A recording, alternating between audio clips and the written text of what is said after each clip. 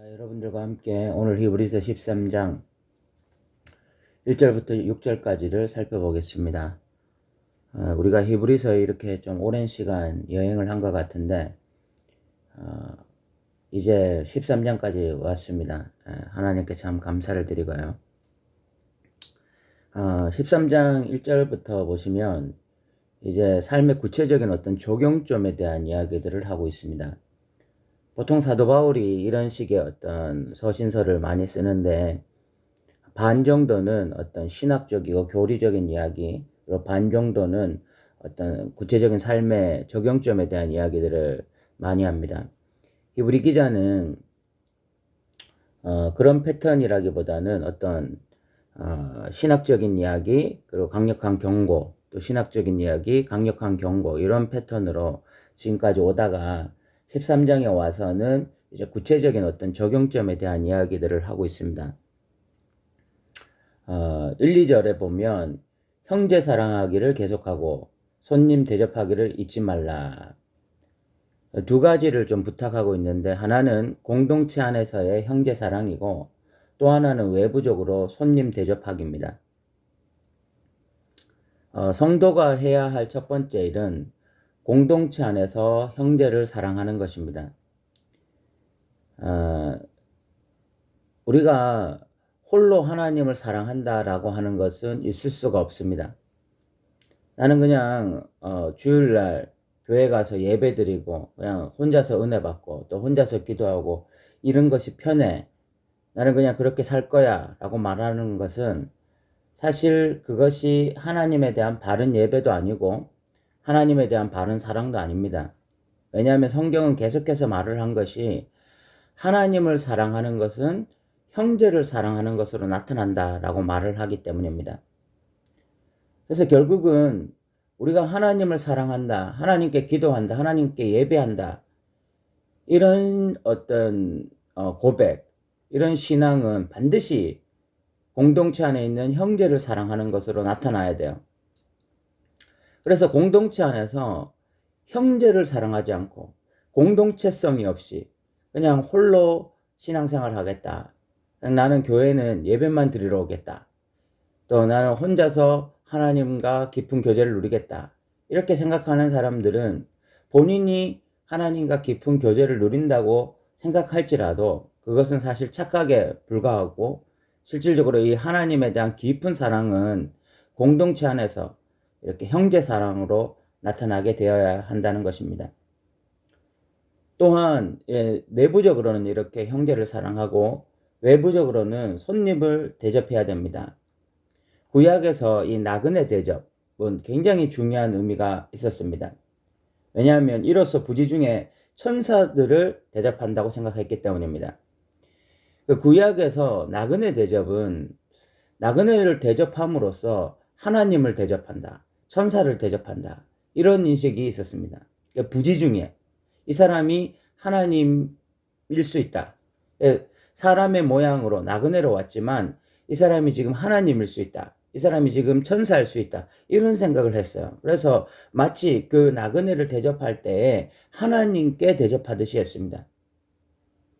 그러다가 정말 부지 중에 천사들을 대접하게 되는 이런 일들이 있었던 것입니다. 우리가 마태복음에 보면 예수님께서 마지막에 25장에서 마태복음 25장에서 양과 염소를 구분하는데, 염소였던 사람들이 양이 됩니다.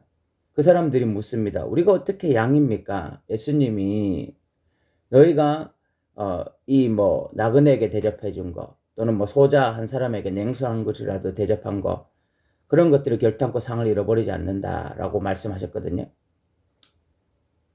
우리가 내부적으로는 공동체원들을 사랑해야 되지만 외적으로는 다른 사람들, 특별히 나그네 된 사람들, 이런 사람들을 대접함으로써 또 우리가 하나님의 사랑을 나타내는 것입니다.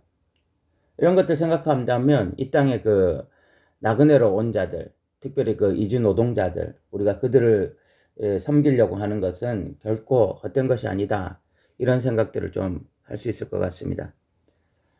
그리고 3절에 보면 너희도 함께 갇힌 것 같이 갇힌 자를 생각하고 너희도 몸을 가졌은 듯 학대받는 자를 생각하라. 지금 이 히브리 기자가 글을 쓸 때는 좀 박해가 있었던 것 같습니다. 뭐 재산이 빼앗기기도 하고 예수 믿어서 이렇게 갇히기도 하고 또 학대를 받고 이런 일들이 분명히 있었던 것 같습니다. 그렇지 않은 자들은 지금 이런 어려움에 처해 있는 자들을 분명히 돌아보고 또 그들을 생각하라 이렇게 말을 하고 있는 것입니다. 그리고 4절과 5절에서는 어떤 이 성적인 것과 돈을 사랑하는 것, 이 두 가지를 말하고 있습니다. 4절에 보면 모든 사람은 결혼을 귀히 여기고 침소를 더럽히지 않게 하라. 음행하는 자들과 간음하는 자들을 하나님이 심판하시리라. 특별히 결혼한 사람들에 대해서 이야기를 하고 있는데 결혼한 사람들이 주의해야 될 것이 침소를 더럽히지 않게 하는 것입니다. 결혼을 귀하게 여기고 침소를 더럽히지 말라. 이 말은 외도하지 말라는 것입니다. 다른 사람과 성적인 관계를 하지 말라는 것입니다. 믿는 사람들의 가장 큰 특징 중에 하나가 무엇인가 하면 배우자를 소중하게 여기고 다른 사람과 성적인 관계를 하지 않는 것입니다. 이것은 명백하게 믿는 사람이 해야 할 일인 것입니다. 하나님을 믿는다고 하면서 성적으로 문제가 있다라고 하는 것은 상당히 이것은 문제가 있고 이것은 논리적으로도 이성적으로도 맞지 않는 이야기입니다. 하나님을 믿으면 다른 어떤 외도는 해서는 분명히 안 되는 것이고요. 그리고 5절에 보면 돈을 사랑하지 말고 있는 바를 족한 줄로 알라라고 말을 하고 있습니다. 이 성적인 것과 돈은 같이 가는 것인 것 같습니다. 돈을 사랑하지 말고 있는 바를 족한 줄로 알라. 이 말은 돈을 사랑하게 될 수 있다는 것을 전제하는 것입니다. 참 그리스도인이라 할지라도 돈이 좋을 수가 있습니다. 왜냐하면 돈이 있으면 하고 싶은 거 할 수 있고요. 또 누리고 싶을 수 있는 건 누릴 수 있고 돈이 주는 이 편리성, 돈이 주는 유용성, 또 돈이 주는 어떤 이런 혜택들을 생각한다면 돈이 많으면 좋겠다. 이렇게 하면서 이렇게 돈을 사랑하게 되는 일들이 자연스럽게 일어날 수가 있습니다. 실질적으로 살다 보면은 돈이 많아서 오는 편리함이 있고 돈이 없어서 오는 불편함이 있거든요. 돈이 있으면 상당히 많은 부분에서 좀 유용하고 편리하고 또 힘도 있을 수 있고 이렇기 때문에 돈을 이렇게 사랑하는 일들이 자연스럽게 일어날 수 있는데 기독교인들은 그런 어떤 자연스러운 현상을 역행하는 사람들입니다. 우리는 믿음으로 살기 때문에 우리는 하나님을 사랑하기 때문에 돈을 사랑하지 않을 수가 있어요. 그런 편리함, 그런 유용성을 기꺼이 포기할 수가 있습니다. 우리에게는 다른 은혜가 있기 때문에, 다른 능력이 있기 때문에 그런 것입니다. 그리고 우리는 지금 내게 주신 것을 족한 줄로 알고 감사할 수 있는 믿음의 사람이 될 수 있는 것입니다. 이것이 기독교인들이 가지고 있는 가장 큰 어떤 능력 중에 하나라는 생각이 많이 듭니다. 저는 개척교회 목사니까 당연히 가난합니다. 제 주위에 돈 많은 사람들이 많아요.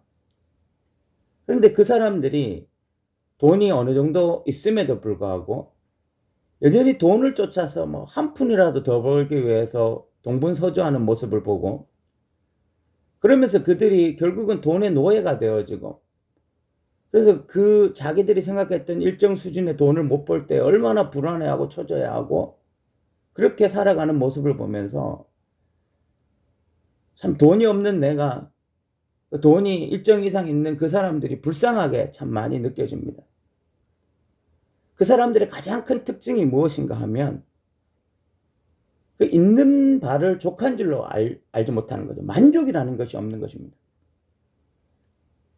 그들의 삶은 마치 끊임없이 이 바닷물을 마시는 것과 같습니다. 그 바닷물을 마시면 마실수록 더 목말라지거든요. 그 소금물이기 때문에 마시면 마실수록 더 목말라지고 더 고통스러워지거든요. 돈을 사랑하고 있는 사람들의 특징이 그런 것 같아요. 마시면 마실수록 만족이 있는 것이 아니라 더 고통스러운 자리로 나아가는 거죠. 더 갈증이 심해지는 자리로 나아가는 거야. 그래서 결국은 인생에 어떤 행복이 없는 것 같아요. 만족이 없는 것 같습니다. 돈을 사랑하지 말고 있는 바를 족한 줄로 알라 하시면서 하나님이 말씀하시는 게 있습니다. 그가 친히 말씀하시기를 내가 결코 너희를 버리지 아니하고 너희를 떠나지 아니하리라. 하나님 함께 하신다. 하나님 너희들 버리지 않는다. 더 쉽게 말해서 하나님이 너희들 굶겨 죽지 않는다. 돈을 사랑하는 이유 중에 하나가 이 땅에서 굶어 죽을까 봐. 실질적으로 굶어 죽지 않지만 마치 가난해서 너무너무 힘들게 살까 봐 이런 생각에 빠져 있으니까 돈을 사랑하는 거거든요. 하나님이 너희들 버리지 않고 하나님 너희들 떠나지 않다. 그래서 6절에 그러므로 우리가 담대히 말하되 주는 나를 돕는 이시니 내가 무서워하지 아니하겠노라. 사람이 내게 어찌하려 하리라 하노라. 돈을 사랑하지 않을 수 있는 유일한 길은 돈을 사랑하지 않기로 결단하는 것이 아니라 하나님에 대한 절대적인 신뢰입니다. 주님이 나를 돕는 자시다. 돈이 아니라 주님이 나를 돕는 자시다. 주님이 나와 함께 하신다. 주님이 나를 버리지 아니하신다.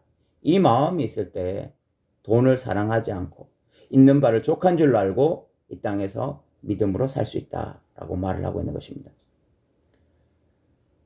오늘 우리는 어떤 세 가지 부분에서 이 히브리 기자가 권면하는 것을 보았습니다. 첫 번째는 형제를 사랑하고 손님을 대접하라. 내적으로는 공동체의 형제들을 사랑하고 외적으로는 손님을 대접하는 것.